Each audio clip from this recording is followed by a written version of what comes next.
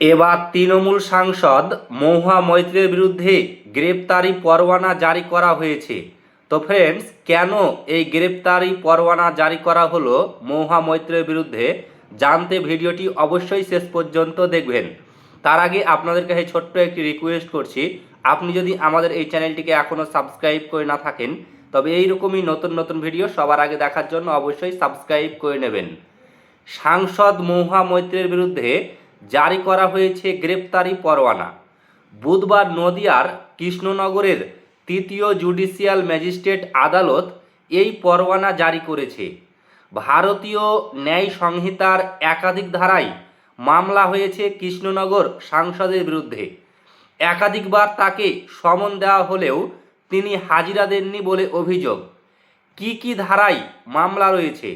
অভিযোগ, মামলায় ন্যায় সংহিতার 224 ধারার প্রক্রিয়া অনুযায়ী অভিযোগকারীকে আদালতের তরফে একাধিকবার সমন জারি করা হয়েছিল।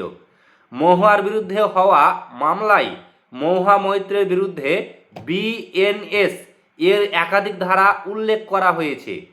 79 ধারা নারীর শ্লীলতাহানি, মর্যাদাহানির অভিযোগ, 196 ধারা গোষ্ঠীর মধ্যে শত্রুতা উস্কে দেওয়ার অভিযোগ, 299 ধারা ধর্মীয় অনুভূতিতে আঘাতের অভিযোগ, 351 ধারা অপরাধমূলক ভয় দেখানোর অভিযোগ, 353(2) ধারা বিদ্বেষমূলক বক্তব্য সংক্রান্ত অভিযোগ।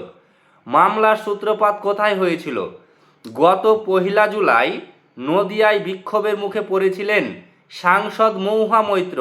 ওই দিন তাকে লক্ষ্য করে ডিম ও পাথর ছোড়া হয়। সেই সময় মহুয়া যে মন্তব্য করে তাতে বিতর্কের সূত্রপাত হয়।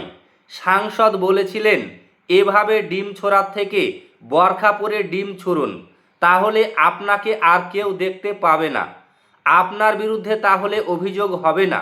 এরপরেই নদিয়ার হোগলবেড়িয়া থানায় মামলা দায়ের হয়। মামলা গড়ায় হাইকোর্ট থেকে সুপ্রিম কোর্ট পর্যন্ত। মামলায় কলকাতা হাইকোর্ট রক্ষাকবচ দিয়েছিল ঠিকই, তবে একই সঙ্গে আদালত জানিয়েছিল তদন্ত চলবে। সংসদের অধিবেশন মিটলে থানায় গিয়ে হাজিরা দিতে হবে মহুয়া মৈত্রকে। হাইকোর্টের ওই নির্দেশকে চ্যালেঞ্জ করে সুপ্রিম কোর্টেও গিয়েছিলেন মহুয়া মৈত্র। তো ফ্রেন্ডস, মহুয়া মৈত্রের বিরুদ্ধে যে গ্রেপ্তারি পরোয়ানা জারি করা হয়েছে, এতে আপনি কি মনে করেন? আপনার মূল্যবান মতামত অবশ্যই কমেন্ট বক্সে কমেন্ট করে জানাবেন। ভিডিওটি ভালো লাগলে লাইক করবেন, শেয়ার করবেন এবং ফেসবুক পেজটিকে ফলো করে নেবেন।